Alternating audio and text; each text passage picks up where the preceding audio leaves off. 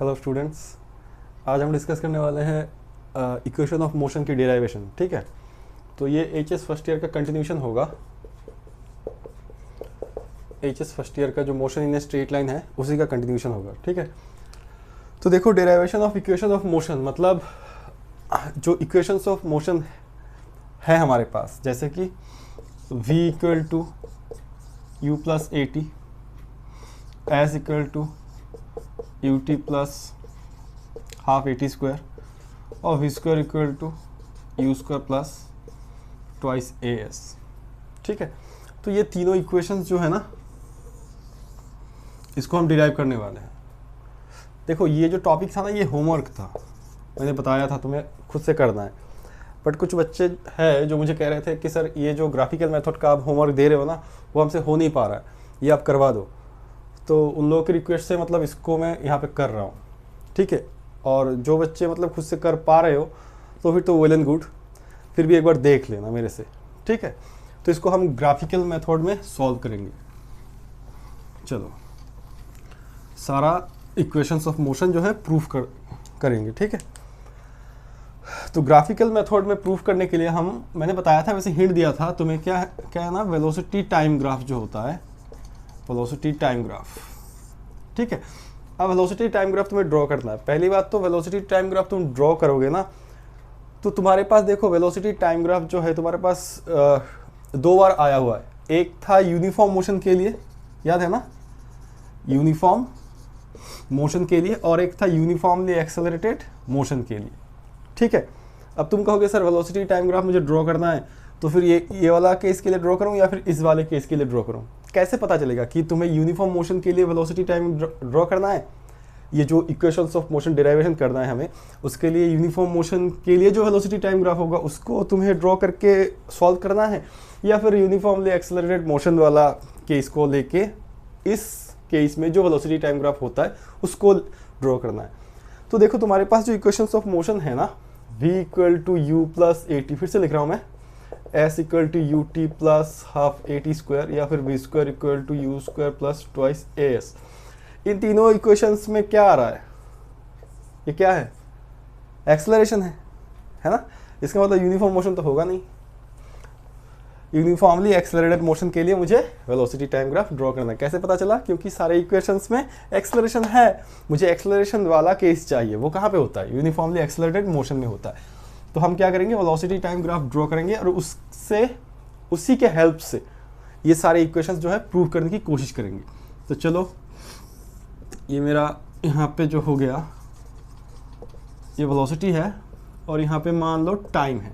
ठीक है, ये ओरिजिन है।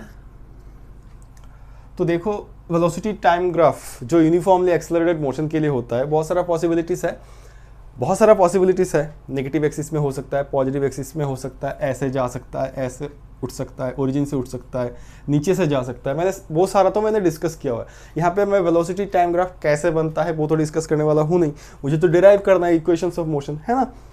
तो मैं डायरेक्ट यहाँ पे लेता हूँ कि ऐसे एक इक्वेशन में ग्राफ मैंने लिया हुआ है। ठीक है, तो यहाँ से स्टार्ट हो रहा है। इसका मतलब क्या? ये वाला पोजीशन क्या है?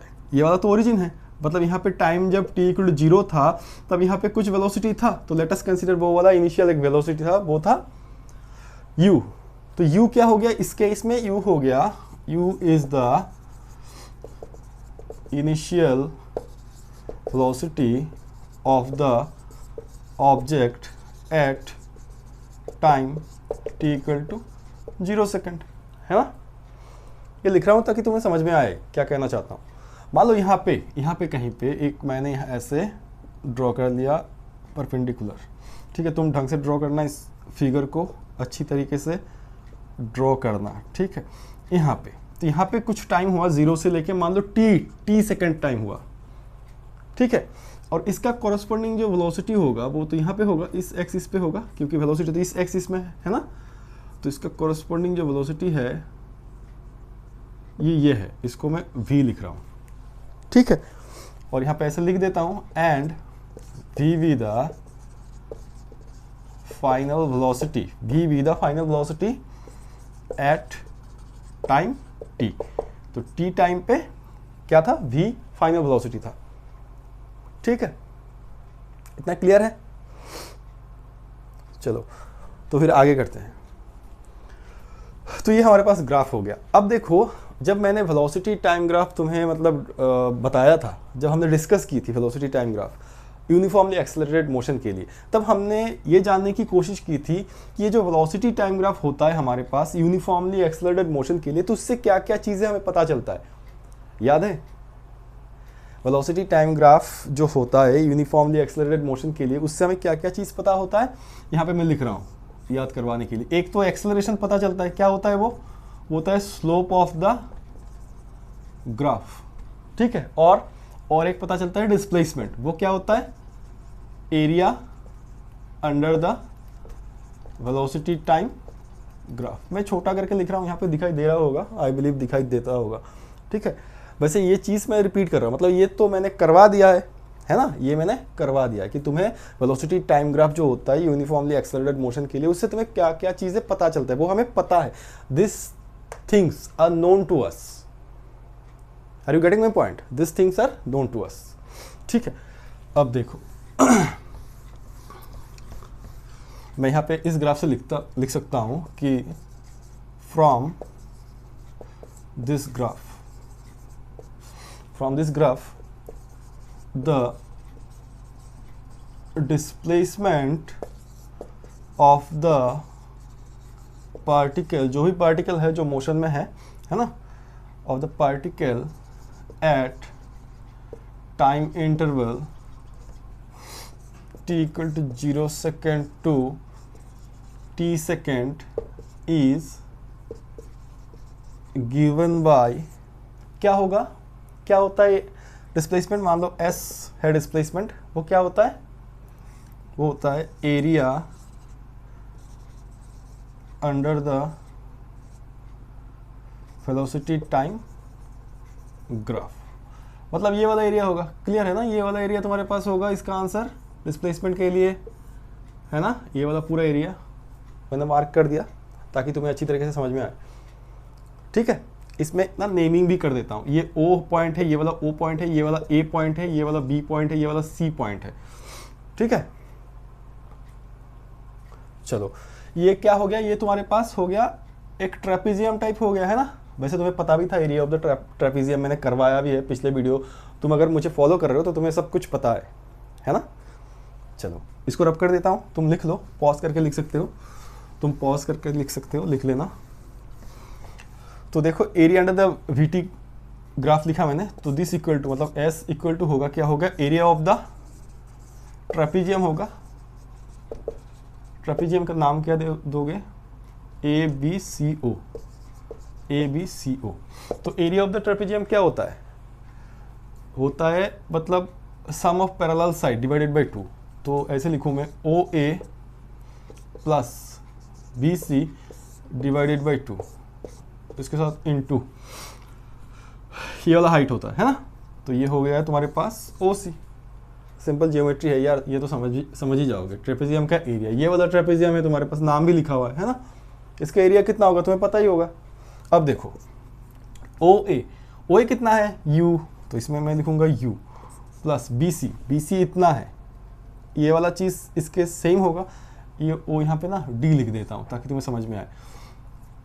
देखो U जो है वो पॉइंट का नाम नहीं है, U है इनिशियल वेलोसिटी, पॉइंट का नाम है A। ये भी चीज़ जो है वो मतलब क्लियर रखना, इस पॉइंट का नाम D है, बट यहाँ इस पॉइंट में वेलोसिटी जो है वो मैंने V माना हुआ है, ठीक है। तो चलो तुम ये समझते हो कि BC जो होगा वो OD का सेम होगा, ठीक है। तो OD कितना होगा, V होगा, है ना। OD कितना है, V है, तो यहाँ पे V लिखो डिवाइडेड बाई 2, क्लियर है। BC की जगह पे मैं फिर से OD नहीं लिखा, डायरेक्ट V लिख दिया, समझ में तो आ रहा होगा। OC इतना है, मतलब 0 से लेके T तक, तो ये पूरा इंटू T है, ठीक है। ये किसका वैल्यू हो गया, S का, ठीक है। तो इसको एक इक्वेशन नंबर 1 देता हूं मैं, देख लो,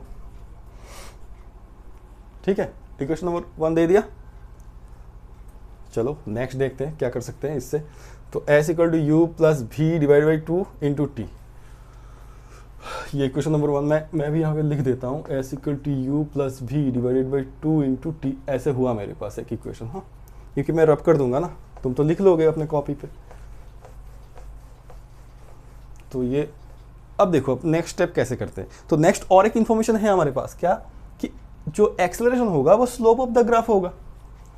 अगेन ऐसे हम लिख सकते हैं, again we know that, WKT लिखा मैंने, we know that acceleration equal to slope of the VT graph.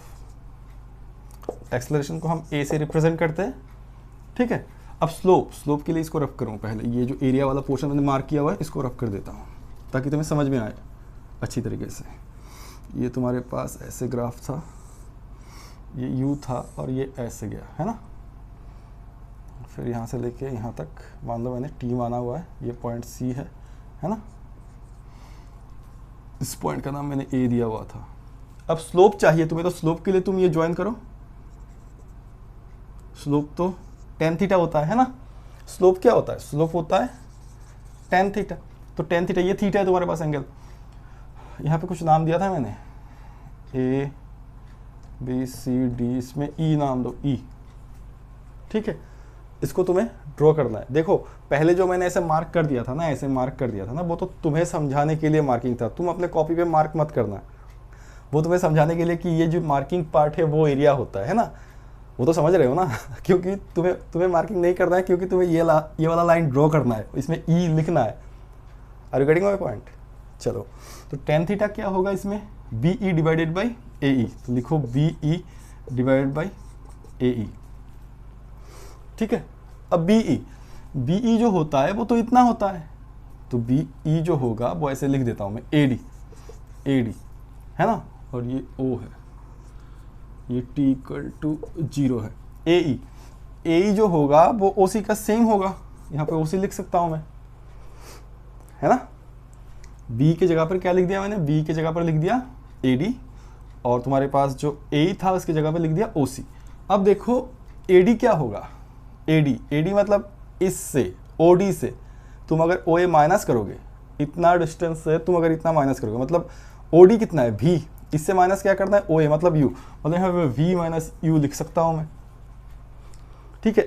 देखो यहाँ पे तुम अगर चाहते हो कि मैं सर ऐसा लिखना चाहता हूँ OD फिर माइनस OA लिख सकते हो, बेकार में एक स्टेप ज़्यादा होगा ठीक है। फिर OC जो है, OC की जगह पे क्या लिख सकता हूँ, इतना क्या है वैल्यू T, इतना तक तो T लिखा तुमने, 0 यहाँ पे T है तो T है यहाँ पे, है ना। तो अल्टीमेटली तुम्हारे पास जो इक्वेशन आया देखो, A equal to V minus U by T आया, ये इक्वेशन नंबर 2 है। इक्वेशन नंबर 1 ये था, मैंने यहाँ पे लिखा हुआ है, तुम्हारे कॉपी में शायद तुमने लिख लिया होगा, ठीक है। अब क्या करते हैं ना, इक्वेशन 1 इंटू 2 कर देते हैं, multiplying equation 1 and 2 we get, ठीक है। तो देखो multiplying equation 1 and 2 we get, therefore मैं शॉर्टकट में लिखता हूँ, ठीक है। तो ये हो गया, यहाँ पे S हो गया और इसके साथ इंटू करना है A इस साइड में, यहाँ पे हो गया V plus U by 2 into T है साथ में, इसके साथ मल्टीप्लाई करना है इसको, इंटू V माइनस U, ये डिवाइडेड बाई T है, तो T कैंसिल हो गया, V plus U into V minus U क्या हो गया, A plus B into A minus B, मतलब A square minus B square वाला फॉर्मूला हो गया। इसको रफ कर दूँ और डिवाइडेड बाई क्या है 2 है, इस साइड में क्या है AS equal to V square minus U square by 2। अब तो तुम समझ गए हो क्या होने वाला है, सो फिर V square minus U square equal to 2AS, तो तुम्हारे पास V square equal to U square plus twice AS हो गया, एक इक्वेशन हो गया तुम्हारा, ठीक है। और कितना रहता है 2, S equal to UT plus half AT square और V equal to U plus AT।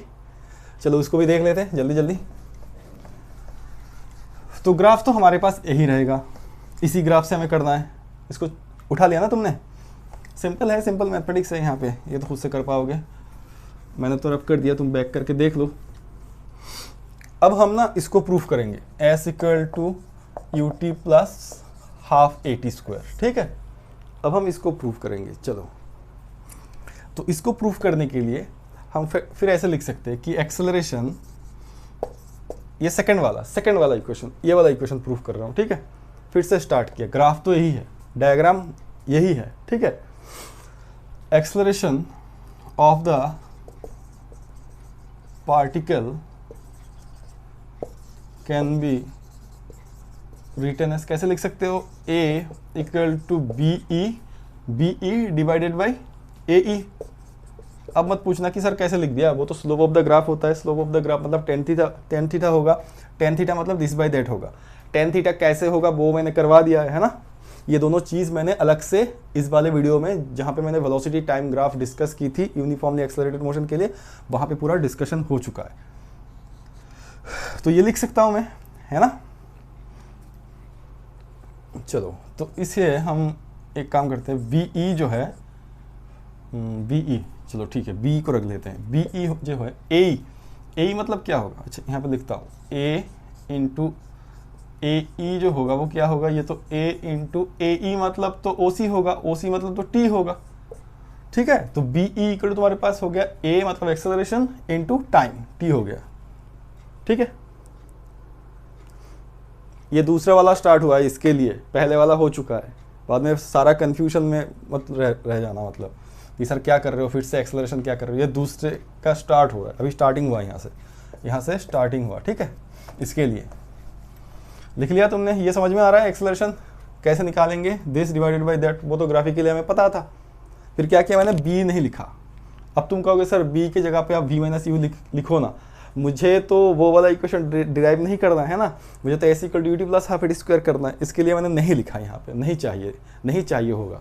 चलो फिर से देखते हैं, तो B E equal to A into T, यहाँ पे कहीं पे लिख के रखते हैं, ठीक है। B E equal to A into T हुआ है मेरे पास एक इक्वेशन, ये एक इक्वेशन नंबर है अब तुम्हारे पास, ठीक है। इसको रख कर देते हैं। अब देखो अगेन वी नो दैट, वो जो दोनों इंफॉर्मेशन है उसी से निकालना है। अगेन वी नो दैट, क्या पता है हमें, डिस्प्लेसमेंट क्या पता है, डिस्प्लेसमेंट क्या होगा, एरिया ऑफ द ट्रेपेजियम, नाम दे दो ए बी सी ओ, ठीक है। ये तो थोड़ी देर पहले लिखा है इसलिए शॉर्टकट में लिख रहा हूँ बार बार, है ना। तो एरिया ऑफ द ट्रेपेजियम, अब बात को समझो, यही डायग्राम होगा तुम्हारे लिए। एरिया ऑफ द ट्रेपेजियम मतलब ये वाला एरिया। अब मैं शेडेड पोर्शन नहीं करूँगा फिर से, तुम्हें तो समझ में आ रहा है ना। अब देखो इस पूरा एरिया को ना मैं दो पार्ट में डिवाइड कर सकता हूँ। कैसे, एक एरिया बी ई ए या फिर ए बी ई जो ट्राइंगल है उसका एरिया, प्लस ये जो रेक्टेंगल है नीचे इसका एरिया, ठीक है। रेक्टेंगल कौन सा है, ए ई सी ओ।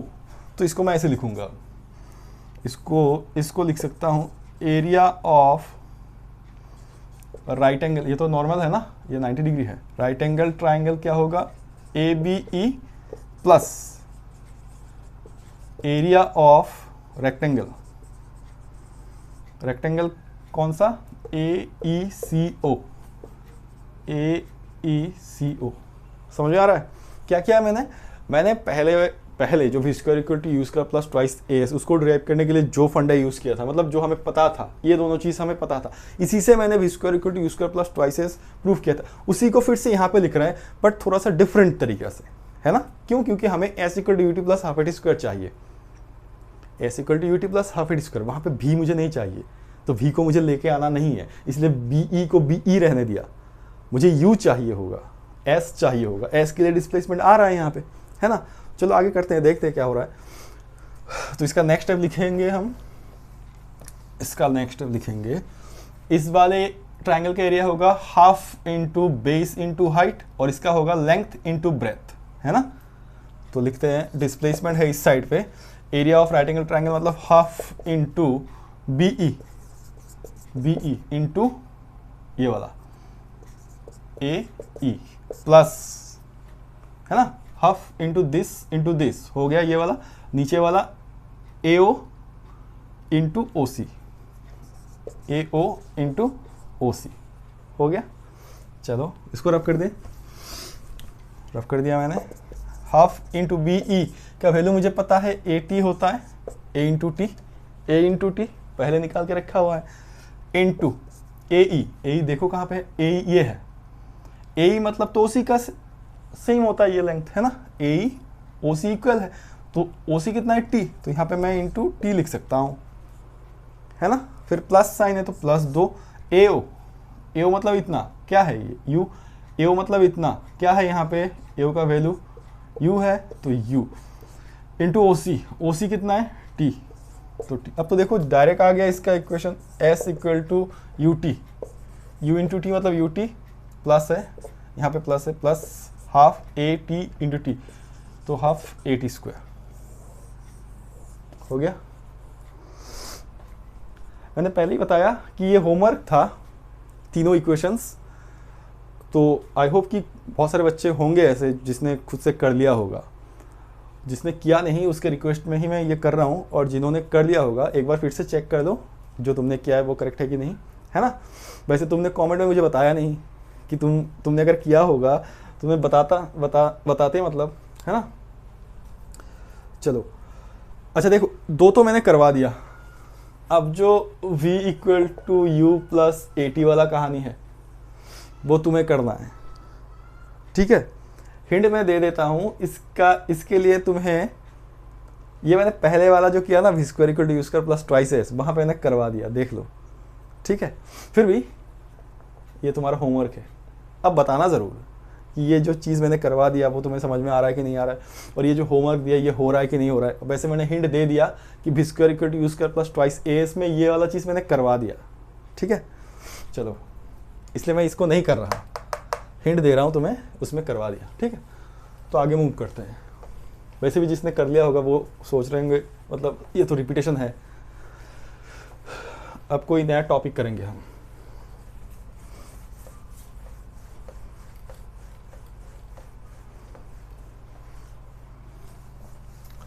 तो अब जो हमारे पास टॉपिक होगा ना, देखो इस चैप्टर में अभी हमारे पास जो टॉपिक्स रहते हैं ना वो ये है इंस्टेंटेनियस वेलोसिटी, इंस्टेंटेनियस एक्सेलरेशन।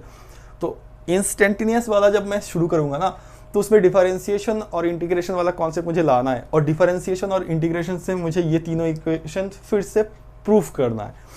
तो ये वाला टॉपिक मेरा लास्ट टॉपिक होगा, डिफरेंशिएशन इंटीग्रेशन। मतलब मैं अभी instantaneous velocity, instantaneous acceleration discuss करने वाला हूँ नहीं, फॉर योर काइंड इन्फॉर्मेशन, ठीक है।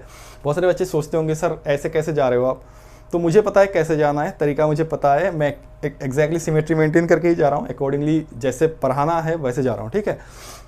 तो इसके हिसाब से अगर ये मेरा लास्ट टॉपिक मैंने कह दिया कि इंस्टेंटेनियस वाला केस हम एकदम लास्ट में लेंगे, क्योंकि डिफरेंशिएशन और इंटीग्रेशन फर्स्ट टाइम तुम्हें मिलेगा, और डिफरेंशिएशन जो होगा वो मैथमेटिक्स फर्स्ट ईयर में होगा, बट वो बहुत देरी से स्टार्ट होगा, ठीक है। उसको स्टार्ट होने में बहुत टाइम लगेगा, क्योंकि बहुत जल्दी मैथमेटिक्स के टीचर जो है वो स्टार्ट नहीं कर पाएंगे, जो भी होगा मैथ्स का टीचर, ठीक है। और जिसका मैथ्स नहीं है तो उसके लिए तो जितना इन्फॉर्मेशन यहाँ पे चाहिए मैं बता दूंगा, उससे हो जाएगा। जिसका मैथ्स है नहीं उसको टेंशन लेने की ज़रूरत नहीं है, जितना चाहिए होगा ना डिफरेंशिएशन और इंटीग्रेशन वो मैं यहाँ पे बता दूंगा। वो बात की बात है, वो लास्ट में करेंगे, मैंने बता दिया इस चैप्टर का लास्ट टॉपिक वही होगा, ठीक है। अब आगे हमारे पास और दो टॉपिक्स रहते, एक होगा तुम्हारे पास टॉपिक फ्री फॉल वाला केस, ठीक है, और दूसरा जो टॉपिक रहेगा मतलब उसको छोड़ के डिफरेंशिएशन इंटीग्रेशन, मतलब इंस्टेंटेनियस वेलोसिटी, इंस्टेंटेनियस एक्सेलरेशन, इसको छोड़ के हमारे पास फ्री फॉल रहेगा और रिलेटिव वेलोसिटी रहेगा।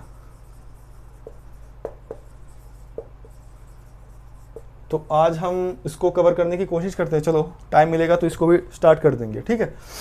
तो फ्री फॉल पहले जानने की कोशिश करते हैं। फ्री फॉल क्या होगा, मतलब कोई भी ऑब्जेक्ट हो, इसको मान लो तुम फ्रीली फॉल करने दे रहे हो। फ्री मतलब यहां पे ना कोई एयर रेजिस्टेंस नहीं होना चाहिए, नो एयर रेजिस्टेंस, ठीक है।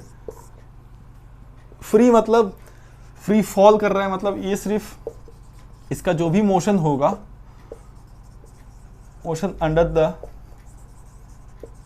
एक्शन ऑफ ग्रेविटी होगा। मतलब जो भी फोर्स काम करेगा ना, सिर्फ ग्रेविटेशनल फोर्स, ग्रेविटी का जो फोर्स होता है जो खींच लेता है ना चीज़ों को अपने ओर, है ना, वो तुम्हें पता होगा, क्लास 9 के कॉन्सेप्ट से पता होगा। वैसे ग्रेविटेशन करके एक चैप्टर हमारे पास फर्स्ट ईयर में है, उसको तो हम डिस्कस करेंगे, बट यहाँ पे थोड़ा सा मुझे ग्रेविटेशन चाहिए, बहुत ज़्यादा कुछ चाहिए नहीं, इसलिए मैं बहुत इलाबोरेटली इसके बारे में बताऊँगा नहीं, वहाँ पे तो डिस्कस करेंगे। बट यहाँ पे समझो बात को कि कोई भी पार्टिकल को अगर तुम फॉल करने दे रहे हो ना, तो ये वाला टॉपिक कहता है कि इसमें एयर रेजिस्टेंस होना नहीं चाहिए, पहला condition.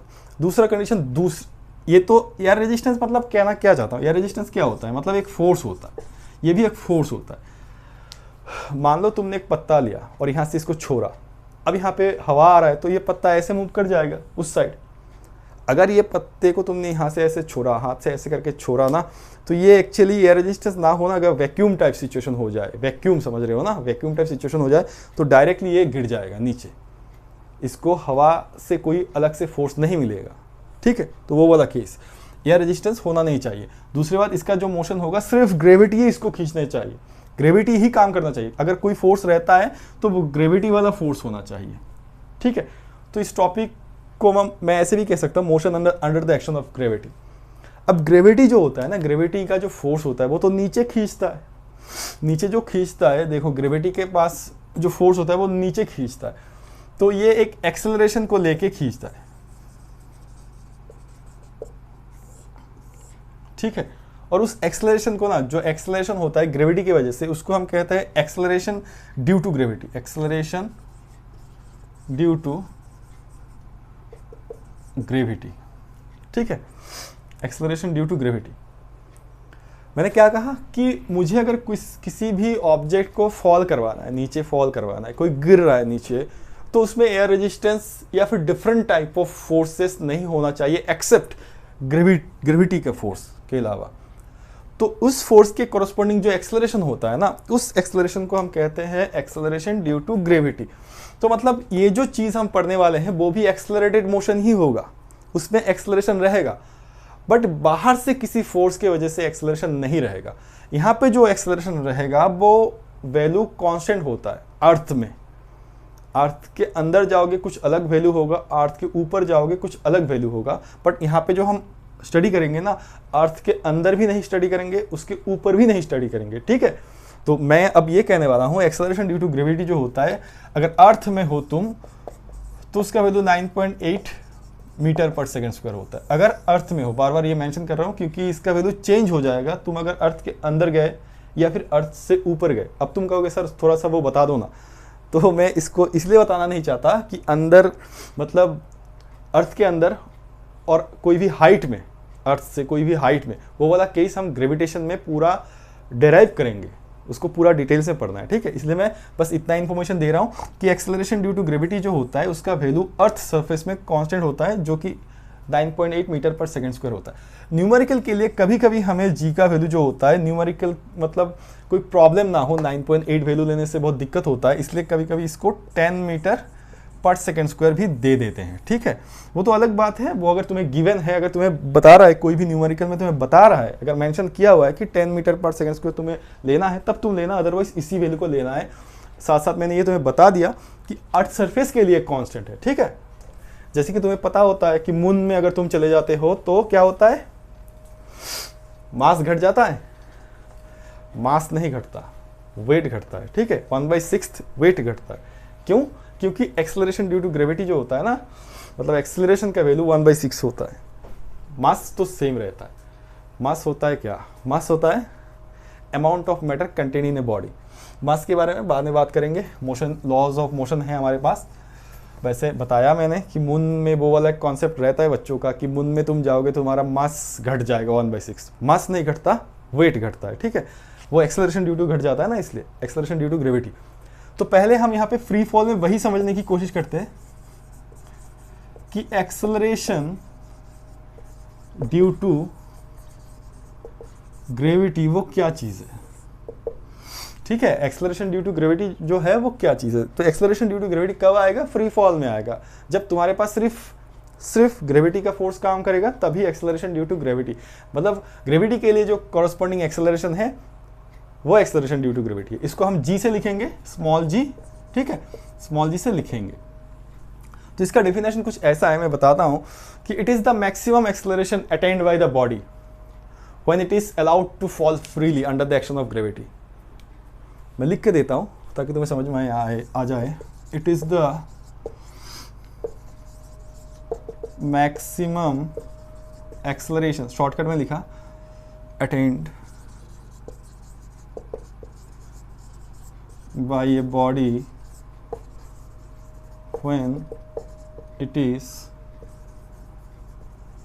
allowed to fall freely under the action of gravity।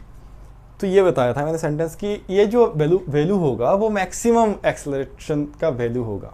ठीक है, अर्थ सरफेस के बारे में बात कर रहे हैं हम, उससे ऊपर नीचे नहीं जा रहे हैं, बार बार मेंशन कर रहा हूँ। तो it is the maximum acceleration, ये एक एक्सेलरेशन है जो कि मैक्सिमम है attained by a body when it is allowed to fall freely, जब इसको तुम फ्रीली फॉल करने के लिए अलाउ करोगे under the action of gravity में। ठीक है, तो देखो जब तुम्हारे पास फ्री फॉल वाला कहानी आ जाता है ना, फ्री फॉल वाला कहानी आ जाता है, तब तुम्हारे पास जो एक्सेलरेशन होता है ना वो ए नहीं रहता, उसका वैल्यू हो जाता है जी, मतलब ए इक्वल टू जी हो जाता है। ए को क्या लिखेंगे हम, जी लिखेंगे। अब तुम कहोगे सर इसका मतलब आप कहना चाहते हैं ए इक्वल टू 9.8, हाँ ऐसे लिखेंगे, एक्सेलरेशन इक्वल टू जी मतलब 9.8 मीटर पर सेकंड स्क्वायर, है ना। तो अब बात को समझो, अगर मेरे पास फ्री फॉल होता है, अगर मेरे पास फ्री फॉल होता है, अभी अभी हमने इक्वेशंस ऑफ मोशन जो है डिराइव किया हुआ है, तीनों इक्वेशन ऑफ मोशन तो हमें पता है ना, जैसे कि v equal to you plus A T, S equal to U T plus half A T square, V square equal to you square plus twice A S. अब बात को समझो पहले ठीक तरीके से कि ये वाला इक्वेशंस जो होता है ना, ये वाला जो इक्वेशंस होंगे तुम्हारे पास, ये वाला इक्वेशन फ्री फॉल के लिए ना चेंज हो जाएगा। अब तुम कहोगे सर तो फिर तो ये आपने कहा कि ए के जगह पे अगर फ्री फॉल मेंशन है, अगर फ्री फॉल हो रहा है ना, motion under the action of gravity हो रहा है, तो इक्वेशंस चेंज हो जाएंगे। अब तुम कहोगे सर आपने कहा कि ए के जगह पे जी लिखना है, लिख दूं तो फिर तो लिख दो u plus G T, S equal to U T plus half G T square, V square equal to you square plus twice G S.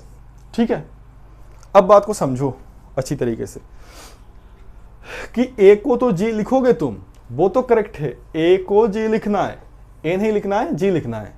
क्यों? क्योंकि दूसरा कोई एक्सेलरेशन नहीं हो सकता, सिर्फ ग्रेविटी के वजह से जो एक्सेलरेशन होगा, मतलब एक्सेलरेशन ड्यू टू ग्रेविटी वही होगा। तो इसका कोरस्पॉन्डिंग जो इक्वेशंस ऑफ मोशन है ना, वो चेंज हो जाता है। अब देखो, अब जी का जो वैल्यू होगा, अब इस बात को समझो बारीकी से, जी का जो वैल्यू होगा वो पॉजिटिव होगा या फिर नेगेटिव होगा, इसके ऊपर भी डिपेंड करेगा ये वाला इक्वेशन। ठीक है, अब एक बात को समझो, जैसे कि ये बॉडी है, इस बॉडी को मैंने अगर ऐसे फेंक दिया तो ये बॉडी का जो मोशन है वो ऐसे जा रहा है, नीचे जा रहा है, और जी जो है मतलब मोशन कहाँ पे है, नीचे, और जी जो है वो कहाँ पे है, वो भी नीचे ही है। हमें पता है ना, ग्रेविटी जो है सारी चीज़ को ऐसे नीचे खींच लेता है। तो अगर मेरे पास डाउनवर्ड, मतलब इस मोशन को मैं क्या कहूँगा, ऐसे डाउनवर्ड, ठीक है, तो अगर डाउनवर्ड मोशन है मेरे पास, तब ये देखा जाता है कि जो ऑब्जेक्ट मूव कर रहा है वो भी नीचे है, डाउनवर्ड है तो नीचे जा रहा है ना, उसके साथ साथ जो एक्सेलरेशन ड्यू टू ग्रेविटी है वो भी नीचे ही एक्ट कर रहा है। तब उस कंडीशन में अगर मोशन और एक्सेलरेशन ड्यू टू ग्रेविटी दोनों का डायरेक्शन सेम है, तब जी पॉजिटिव होगा। ठीक है, इसका मतलब अगर मैंने ये वाला इक्वेशंस लिखा है, तो ये वाला इक्वेशंस जो होगा ना, इस कौन सी मोशन के लिए होगा, फ्री फॉल तो है ही, बट फ्री फॉल का कौन सा, डाउनवर्ड वाला,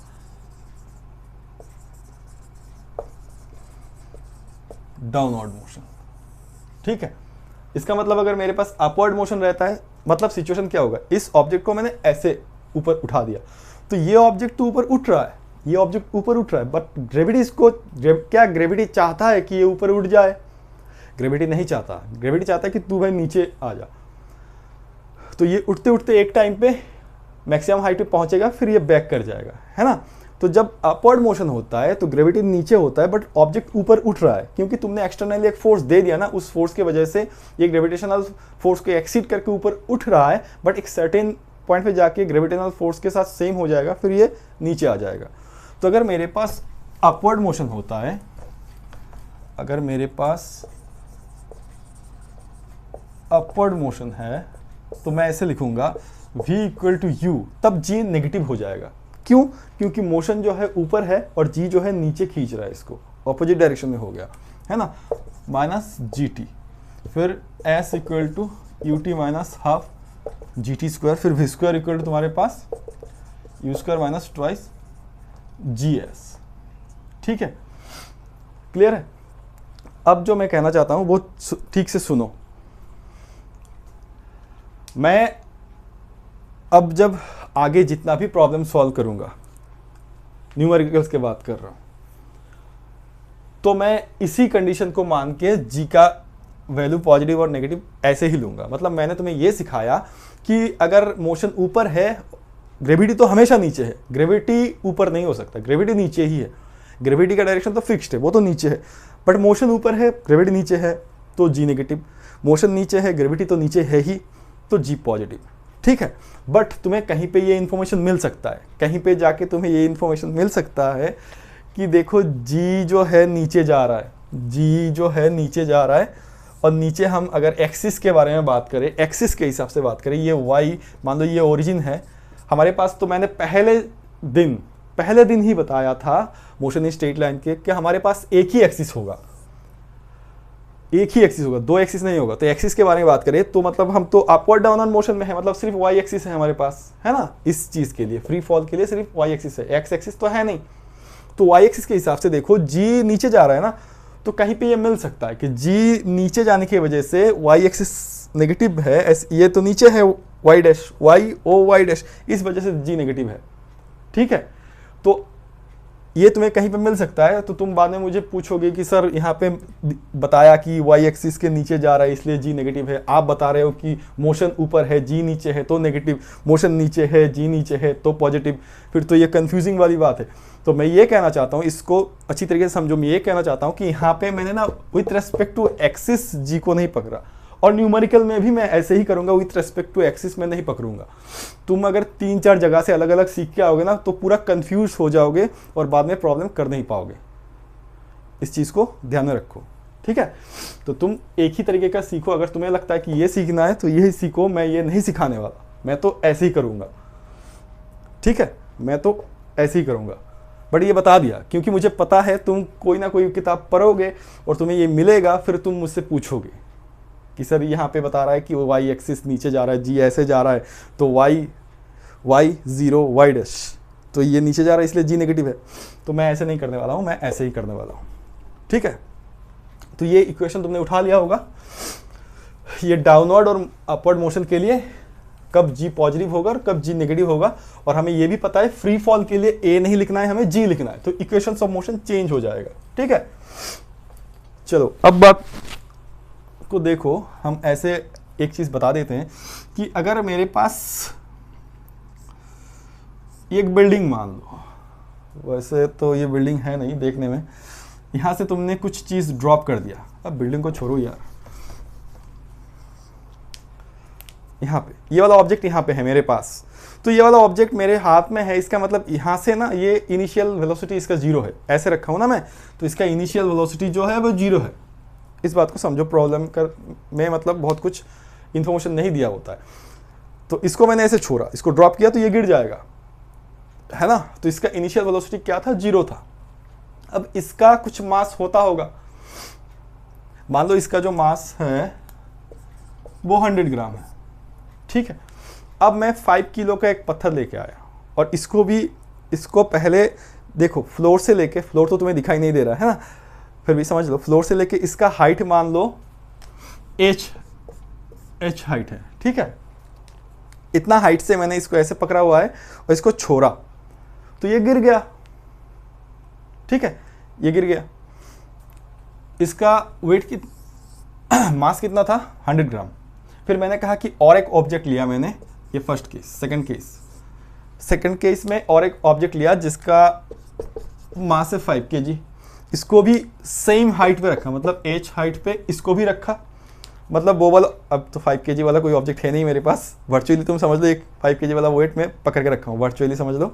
और वो कितना हाइट पे, सेम हाइट पे, कहाँ से, फ्लोर से लेके इतना हाइट पे ये। अब इसको मैंने छोड़ दिया। अब दोनों केस को पहले मैं, दोनों केस में मैंने पहले पकड़ के रखा था ना, तो दोनों केस में इनिशियल वेलोसिटी क्या है, 0 है, ठीक है। अब तुमसे क्वेश्चन पूछ रहा हूं कि 100 ग्राम वाला जो चीज है वो नीचे गिरा और 5 kg वाला चीज जो नीचे गिरा सेम हाइट से, तो पहले कौन नीचे गिरा, क्या ये वाला पहले नीचे गिरा या फिर ये वाला पहले नीचे गिरा, क्या आंसर होगा। तो आंसर होगा कि दोनों जो है ना सेम टाइम पे नीचे गिरेगा। समझ रहे हो कैसे, देख लेते हैं। चलो हमारे पास इक्वेशन है s equal to U T plus half G T square. Free fall के लिए ये इक्वेशन है, और हमारे पास जो मोशन है वो कहाँ है, ये ऑब्जेक्ट को कहाँ पे मूव करवा रहा हूँ मैं, नीचे डाउनवर्ड, तो जी पॉजिटिव होगा। तो पहले वाला केस के लिए ये h था, u तो 0 था, तो u इंटू टी 0 हो जाएगा, प्लस हाफ जी, पहले वाला टाइम को t1 लिख रहा हूँ, t1 स्क्वायर, ठीक है, पहले वाला इसके 100 ग्राम वाले के लिए कर रहा हूँ, तो ये वाला हुआ। दैट इम्प्लाइज t1 स्क्वायर कितना हो गया, ट्वाइस h, ये a लिख दिया मैंने, g होगा, तो twice h by g. That implies t1 कितना हुआ, root over twice h by g. ये पहले वाला केस के लिए निकाला मैंने। दूसरे वाला केस के लिए निकालो, s equal to U T plus half G T square. ये स्टैंडर्ड इक्वेशन लिखा मैंने। दूसरे वाला केस का तुम कह रहे हो कि हाइट सेम है ना। दूसरे वाले में ये भी पकड़ा हुआ था तुमने, पहले हाथ में था, पहले हाफ प्लस तो होगा क्योंकि 5 kg वाला भी नीचे जा रहा है ना, हाफ जी, इसको लिखता हूँ t2, इसका टाइम अलग लिखता हूँ, है ना, t2 लिखा मैंने।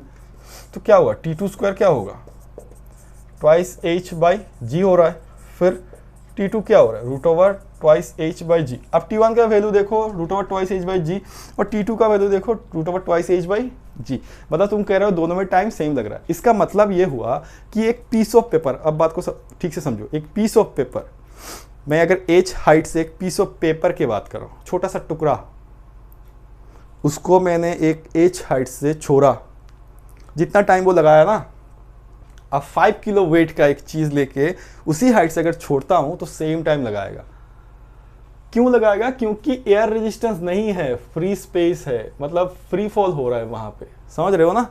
वही कंडीशन होगा, अगर फ्री फॉल होगा तभी ये होगा। तो फ्री फॉल के लिए ये इक्वेशंस थे, और हमें दिखाई भी दे रहा है कि ये सेम टाइम लगा रहा है, ठीक है। अब तुम समझोगे कि सर पीस ऑफ पेपर तो हवा में उड़ जाएगा, नहीं उड़ेगा, क्योंकि एयर रेजिस्टेंस मैंने कहा ना फ्री फॉल के लिए हम नेग्लेक्ट करते हैं। एयर रेजिस्टेंस नहीं होगा तभी जाके दोनों सेम टाइम में पहुंचेगा। दोनों का हाइट सेम होना चाहिए, दोनों का हाइट सेम होना, सेम हाइट से तुम फेंकोगे सेम टाइम पे फॉल करेगा नीचे एक साथ, ठीक है। चलो तो एक प्रॉब्लम और कर लेते हैं, तो मैं समझ में आएगा सिचुएशन क्या कहना चाहता हूं मैं। एक प्रॉब्लम देखो, ऐसा है कि तुम्हारे पास एक टावर है, जो कि 25 मीटर हाइट का है, यहाँ से यहाँ तक 25 मीटर, ठीक है। तो यहाँ पे मान लो तुम हो, यहाँ से तुमने एक बॉल को फेंका, यहाँ से तुमने बॉल को फेंका ऊपर, टावर है, टावर के ऊपर तुम हो, तुमने बॉल को ऐसे फेंका, टावर से फेंका, तो बॉल का क्या हुआ, बॉल तो ऊपर गया। ऊपर जाते जाते ये वाला चीज़ तो तुम्हें पता ही होगा, मान लो मैंने एक बॉल को ऊपर फेंका, ये एक बॉल था, ये ऊपर जा रहा है, तो ऊपर जब जा रहा है, मान लो बॉल यहाँ पे है, फिर यहाँ पे है, फिर यहाँ पे है, फिर एक हाइट पे जाके, मतलब मान लो ये एक हाइट होगा जो कि इसका मैक्सिमम हाइट होगा। इस हाइट में जाके क्या होता है, वेलोसिटी 0 हो जाता है। इस हाइट में जाके जब हम लोग जब चीज़ों को ऊपर फेंकते हैं ना, तब क्या होता है, एक हाइट में जाके वेलोसिटी 0 हो जाता है। एक चीज़ समझो कि जब तुम इसको ऊपर फेंक रहे हो ना, तब इसका वेलोसिटी जितना भी ऊपर जा रहा है ना, डिक्रीज होता है एक्चुअली। ऊपर जो भी ऑब्जेक्ट तुम थ्रो करते हो, ऐसे ऊपर मूव करवाते हो, तो उसका वेलोसिटी जो होता है ना, डिक्रीज करता है। ये याद रखना। क्यों डिक्रीज करता है, क्योंकि तुमने ऐसे फेंका इसको, बट जब भी तुमने इसको फेंका ना, तभी एक्सेलरेशन ड्यू टू ग्रेविटी मतलब ग्रेविटी जो हो ना, वो उसको नीचे खींचने की कोशिश करता है। इसलिए तुम जितना भी स्पीड दे दो, उसको वेलोसिटी दे दो, वो तो ऊपर उठते उठते मतलब डिक्रीज करते करते उठेगा। डिक्रीज करते करते एक टाइम आएगा कि इसका वेलोसिटी 0 हो जाएगा। जितना भी हाइट वो कवर करेगा, वो इसका मैक्सिमम हाइट होगा, और उस हाइट में वेलोसिटी 0 हो जाता है, ठीक है। अगर उल्टा बताऊं, उल्टा मतलब मैंने अगर यहाँ से एक ऑब्जेक्ट को फेंक दिया, तो यहाँ से ऐसे गिर रहा है ना, तो यहाँ से इसका वेलोसिटी नीचे है और एक्सेलरेशन ड्यू टू ग्रेविटी भी नीचे है। तो इस केस में क्या होगा, अगर तुम यहाँ से फेंकते हो ना, तो बहुत स्पीड में जाके ये नीचे गिर जाएगा। क्यों, क्योंकि ग्रेविटी भी खींच रहा है और उसका खुद का मोशन भी नीचे है। तो इस केस में क्या होता है, इस केस में जो होता है, वेलोसिटी इंक्रीज कर जाता है। कौन से वाला, तुम जब नीचे डाउनवर्ड मोशन करवाते हो, किसी ऑब्जेक्ट को ऐसे फेंक देते हो, तुम जब किसी ऑब्जेक्ट को ऐसे फेंक देते हो, तो इसका वेलोसिटी ग्रेजुअली डिक्रीज करते करते करते एक टाइम आएगा वेलोसिटी 0 हो जाएगा। जहां पे जाके वेलोसिटी 0 होता है, उस हाइट को हम मैक्सिमम हाइट कहते हैं, कि यहां से लेके यहां तक उसने मैक्सिमम हाइट कवर किया हुआ है, ठीक है। समझ गए, क्लियर है ना। ये वाला पॉइंट लिख के रखो कि तुमने अगर यहां से फेंका किसी ऑब्जेक्ट को, तो वेलोसिटी इंक्रीज होगा डाउनवर्ड मोशन में, ऐसे फेंका किसी ऑब्जेक्ट को तो डिक्रीज होते होते जीरो हो जाता है। ठीक है, चलो तो इस वाले प्रॉब्लम में है क्या चीज़, इस वाले प्रॉब्लम में तुम्हारे पास है कि इस बॉल को तुमने इनिशियली 20 मीटर पर सेकेंड स्पीड से फेंका। ठीक है, तो ये वाला बॉल ऐसे गया, जाके यहाँ पे गिर गया। ठीक है, तो पहला क्वेश्चन है कि यहां से लेके, इस जगह से लेके ये वाला बॉल कितना हाइट तक पहुंचा। पहला क्वेश्चन क्या है कि यहां से तुमने फेंका ना, ऐसे करके फेंका ना, ये तो हाइट 25 मीटर है। तुम्हें पूछ रहा है कि टावर के ऊपर से लेके ये और कितना ऊपर उठा। तुमने टावर से ऐसे मारा ना, तो यहां से लेके कितना ऊंचाई पर उठ गया, कितना डिस्टेंस इसने कवर किया, पहला क्वेश्चन। दूसरा क्वेश्चन ये है कि यहां से लेके एकदम घूम के यहां तक आया, नीचे गिरा, तो कितना टाइम लगाया टोटल, यहां से लेके यहां जाके यहां तक आया तो कितना टाइम लगाया। ठीक है, टोटल में क्यों कह रहा हूं, जब प्रॉब्लम को सॉल्व करूंगा तब तुम समझ जाओगे। कि वैसे एनसीईआरटी का प्रॉब्लम होगा, किताब में देख लेना, ये एनसीईआरटी का सॉल्व एग्जाम्पल होगा, किताब में सॉल्व किया हुआ मिलेगा तुम्हें। तो देखो इस प्रॉब्लम को सॉल्व करते हैं। तो पहले ना हम इस जगह पे इक्वेशन ऑफ मोशन अप्लाई करते हैं, इस जगह पे। तो देखो यहाँ पे जाके इसका एक मैक्सिमम, हमें पूछा कि यहाँ से लेके यहाँ तक डिस्टेंस कितना है, तो यहाँ से लेके यहाँ तक डिस्टेंस हम मान लेते कि एस है। ठीक है, और इस जगह पे जो वेलोसिटी है इसका, इस जगह पे वेलोसिटी जो है इनिशियल वेलोसिटी कितना है, इनिशियल वेलोसिटी है इसके पास 20 मीटर पर सेकेंड। फाइनल जब एस डिस्टेंस पे पहुंच गया, मतलब जब मैक्सिमम डिस्टेंस पे पहुंच गया, फिर तो इसको नीचे गिरना है, तो मैक्सिमम डिस्टेंस पे पहुंच गया तब वेलोसिटी कितना है, 0 है ना, क्लियर है। और इस प्रॉब्लम में तुम्हें कह रहा है कि g इक्वल टू 10 मीटर पर सेकेंड स्क्वायर तुम पकड़ लो, g इक्वल टू 10 मीटर पर सेकेंड स्क्वायर तुम पकड़ लो, इससे कह रहा है। इसमें गिवन है तो हम ऐसे लिखेंगे, अगर गिवन नहीं होता तो 9.8 हम लिखते। ठीक है, तो पहला प्रॉब्लम सॉल्व कर रहा हूं। पहला ये है कि यहां से यहां तक जो मैक्सिमम हाइट ये पहुंचेगा, जितना डिस्टेंस मैक्सिमम यहां से यहां तक कवर करेगा, उस हाइट में तो वेलोसिटी 0 हो जाएगा, हमें पता ही है। तो हम क्या करेंगे, इस प्रॉब्लम को सॉल्व करने के लिए स्टैंडर्ड इक्वेशन लिखेंगे, v square equal to u square plus twice as। ये स्टैंडर्ड इक्वेशन है, बट ये तो 0 है, plus not plus, equal sign है, इक्वल, ये तो 20 स्क्वायर है, ये प्लस है, देखो यहाँ पे प्लस है, और a है। पहली बात तो a तो होगा नहीं, क्योंकि हम फ्री फॉल में है, acceleration due to gravity, motion under the action of gravity है यहाँ पे। तो पहले बात तो इस जगह पे टावर के ऊपर से तुमने ऐसे फेंका, तो टावर के ऊपर से तुमने ऐसे फेंका, मतलब बॉडी ऊपर जा रहा है और ग्रेविटी नीचे है, तो ये प्लस नहीं होगा, ये माइनस होगा, पहली बात। फिर 2, ये a नहीं होगा, ये g होगा, और s कितना है, s इतना डिस्टेंस है जो मैक्सिमम हाइट इसने कवर किया हुआ है। ठीक है, मान लो इतना कवर किया हुआ है, तो इतना डिस्टेंस है। ठीक है, अब तो इससे निकल जाएगा, देख लो, ये 400 हो जाएगा, ये माइनस उस साइड ले लो, तो 2 इंटू ये g का वैल्यू 10 है इंटू s। ठीक है, तो s कितना हो जाएगा देख लो, ये हो जाएगा, कट गया, ये 20, तो s हो गया 20 मीटर। ठीक है, तो पहला वाला क्वेश्चन का आंसर तुम्हें मिल गया, s कितना हो गया 20 मीटर। कौन सा डिस्टेंस, टावर से लेके बॉल कितना हाईएस्ट पॉइंट तक उठा, तो वो कितना हो गया 20। ठीक है, अब देखो, जब कह रहा है कि जब से तुमने बॉल को छोड़ा हुआ है तब से लेके यहां तक गिरने तक, कितना टाइम लगाया, इसलिए मैंने टोटल कहा। टोटल मतलब कैसे टाइम को निकालेंगे, समझो। पहले यहां से लेके हाईएस्ट पॉइंट तक जाने के लिए मान लो इसने t1 टाइम लगाया, और हाईएस्ट पॉइंट से लेके ग्राउंड पे आने में इसने t2 टाइम लगाया। तो पहले हम t1 को निकालेंगे, फिर हम t2 को निकालेंगे, फिर दोनों को ऐड कर देंगे, वो वही पूरा टाइम होगा ना, कि जब से तुमने बॉल को छोड़ा हुआ है तब से लेके ग्राउंड पे टच करने तक कितना टाइम लगा। तो हम इसको 2 पार्ट में करेंगे। पहले पार्ट करेंगे कि यहां से लेके हाईएस्ट पॉइंट तक जब पहुंच गया तब कितना टाइम लगाया, पहले करेंगे ये, तब भी तो कुछ टाइम लगाया होगा, हमें तो यहां से लेके पूरा टाइम निकालना है। तो पहले हम 2 टुकड़े में करेंगे इस प्रॉब्लम को, यहां से लेके हाईएस्ट पॉइंट तक कितना टाइम, फिर हाईएस्ट पॉइंट से लेके यहां पे कितना टाइम। हाईएस्ट पॉइंट पे क्या है, वेलोसिटी इक्वल टू 0 है, तो हम ये वाला इक्वेशन यूज करते हैं, v equal to u plus at। ठीक है, पहले वाला टाइम को निकालने के लिए, ये याद रखना 20 मीटर निकला हुआ है ये डिस्टेंस। ठीक है, तो इसमें देखो, जब t1 निकालेंगे, इसमें तो हाईएस्ट पॉइंट में वेलोसिटी 0 है, इक्वल टू u तो तुम्हारे पास 20 है, प्लस तो होगा नहीं क्योंकि ऊपर उठ रहा है बॉडी, यहाँ से लेके यहाँ तक, इस जगह पे हम कर रहे हैं, यहाँ पे तो बॉडी ऊपर उठ रहा है, यहाँ से लेके यहाँ तक तब तो नीचे नीचे है ना। T2 के केस में तो बॉडी नीचे जा रहा है, पहले हम T1 कर रहे हैं तो ये प्लस नहीं होगा, माइनस होगा, A नहीं होगा, G होगा और ये T1 होगा, है ना। तो इसका नेक्स्ट स्टेप क्या होगा, इस GT को इस साइड ले आओ, तो GT1 इक्वल टू 20, फिर T1 इक्वल टू 20/G, तो 20/10 मतलब 2 सेकेंड। T1 का वैल्यू 2 सेकेंड निकला। ये मेरा फाइनल आंसर है नहीं, है ना, क्योंकि यहाँ से लेके यहाँ पे भी आना है। इतना क्लियर है ना? क्लियर ना हो तो कमेंट में ज़रूर बताना, मैं फिर से एक्सप्लेन करूँगा नेक्स्ट वीडियो में अगर प्रॉब्लम हो रहा है तो। वैसे होना तो नहीं चाहिए, इतना कुछ बता रहा हूँ मैं। अब देखो, अब मुझे इस पॉइंट पे निकालना है, यहाँ से लेके यहाँ तक, ठीक है। मैंने यहाँ से लेके हाईएस्ट पॉइंट जहाँ तक ये पहुँच गया वहाँ तक तो निकाल लिया, टाइम कितना है। इस जगह पे भी तो वो मतलब छूने से पहले यहाँ पे भी तो था ना। क्वेश्चन तो ये था कि यहाँ से लेके पूरा यहाँ तक आने में कितना टाइम लगाया, तो एक पार्ट तो निकाल लिया, अब दूसरा पार्ट निकालेंगे। तो दूसरा पार्ट के लिए हमें यहाँ पे अप्लाई करना है।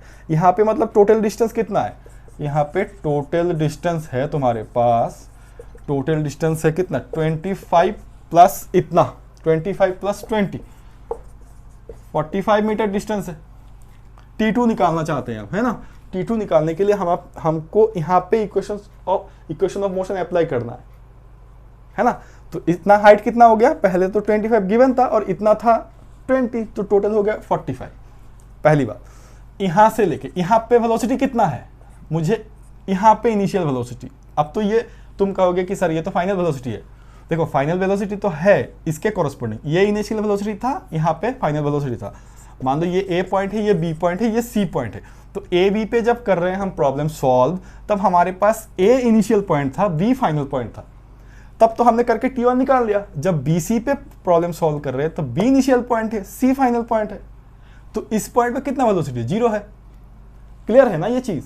क्या कहना चाहता हूं कि यहाँ पे जब कर रहा था, यहाँ पे इनिशियल वेलोसिटी 20 मीटर पर सेकंड, फाइनल वेलोसिटी 0, इस पॉइंट पे तो 0 ही है वेलोसिटी। बट जब यहाँ से लेके यहाँ तक प्रॉब्लम सॉल्व करना है मुझे, तब यहाँ पे वेलोसिटी 0 है, यहाँ पे वेलोसिटी मुझे नहीं चाहिए। बस तुम इतना याद रखो कि इनिशियल वेलोसिटी अब कितना है, अब इनिशियल वेलोसिटी 0 है। क्यों? क्योंकि यहाँ से लेके यहाँ तक कर रहे हैं हम, BC में प्रॉब्लम है। अब हमारा T2 निकालना है, T2 जो भी निकलेगा उसके साथ T1 ऐड कर देंगे तो टोटल टाइम इतना हो जाएगा, ठीक है। तो अब देखो इसको रफ कर देते हैं। T1 का वैल्यू मुझे पता होगा 2 सेकंड है। तो अब देखो हम कौन सा इक्वेशन निकालेंगे, हमें भी नहीं चाहिए, हमें क्या निकालना है, T2 निकालना है। मतलब हम S equal to UT plus half AT square वाला इक्वेशन अप्लाई करने वाले हैं, है ना। S कितना हो गया हमारे पास 45, U कितना है, EU मतलब यहाँ पे, इसके लिए तो ये इनिशियल वेलोसिटी है ना, तो ये 0 है। प्लस अब देखना है बॉडी तो नीचे जाएगा, तो बॉडी नीचे जाएगा तो ये प्लस साइन सही है, हाफ AG हो जाएगा, और ये मैंने T2 कहा तो T2 स्क्वायर हो जाएगा। यहाँ से T2 निकाल लेंगे, फिर T1 प्लस T2 कर देंगे, आंसर हो जाएगा। चलो आई होप कि समझ चुके हो। तो इसको T2 स्क्वायर लिख देते हैं। T2 स्क्वायर ये हो गया तुम्हारे पास 2 × 45, है ना, 2 × 45 और डिवाइडेड बाई G। तो T2 स्क्वायर है, ये हो गया 90 और ये G 10, ये 3, तो सॉरी 9 स्क्वायर है ना, अब जाके 3 होगा। T2 स्क्वायर 9 है तो T2 3 सेकेंड हुआ, ठीक है। तो तुम्हारे पास T1 कितना था 2 सेकेंड, T2 कितना था 3 सेकेंड। तो तुम्हें पूछा गया कि यहाँ से लेके यहाँ तक आने जब आया तो टोटल कितना टाइम लगाया, तो टोटल टाइम लगाया 2 + 3 5 सेकेंड। अब मैं नहीं कर रहा, टोटल टाइम कितना हुआ 2 + 3 5 सेकेंड, ठीक है। तो समझ चुके हो तुम। यहाँ पे लिख दूँ फिर से टोटल टाइम, लिख देता हूँ क्या है, बाद में कहोगे पूरा प्रॉब्लम क्या सर एक लाइन के लिए छोड़ दिया। Total time T1 + T2, T1 था हमारे पास 2, T2 अभी निकाला 3, 2 + 3 कितना हुआ 5, तो 5 सेकंड तक ये रहा। इस प्रॉब्लम को समझो क्योंकि आगे भी हम ऐसे वाला प्रॉब्लम बहुत सारे करेंगे, ठीक है। तो ये किताब का ही प्रॉब्लम है, क्वेश्चन किताब से उठा लेना। वैसे भी मैंने बता दिया कि क्या क्वेश्चन था। तो अगले वीडियो में कुछ फ्री फॉल मतलब motion under the action of gravity के कुछ प्रॉब्लम्स हम करेंगे। इक्वेशंस ऑफ मोशन जो है उसी का रिलेटेड हो गए, ए के जगह पर जी हो जाएगा, है ना। और साथ साथ रिलेटिव वेलोसिटी जो है उसको भी करने की कोशिश करेंगे। और जो मैंने होमवर्क दिया है ना, जो पहले वाला चीज़ था v equal to you plus A T, वो तुम खुद से करना, ठीक है, ग्राफिकल मेथड में। वो वाला मेथड तो मैं करवाऊँगा ही, ठीक है। कमेंट में ज़रूर बताना समझ में आ रहा है कि नहीं आ रहा है। अगर समझ में आ रहा है तो बताओ फील आ रहा है कि नहीं, ठीक है। और जो बच्चे नए हैं सब्सक्राइब करना और अपने दोस्तों के साथ शेयर करना। अगर तुम्हें लगता है कि यहाँ से तुम्हें कुछ बेनिफिट मिल रहा है, तुम्हें लगता है कि मेरा वीडियो तुम देख रहे हो और अच्छा लग रहा है, तो दूसरों को ज़रूर बताओ। तुम अगर बताओगे ना तो मेरा हेल्प होगा, ठीक है। हेल्प करना ज़रूर। Okay, bye bye.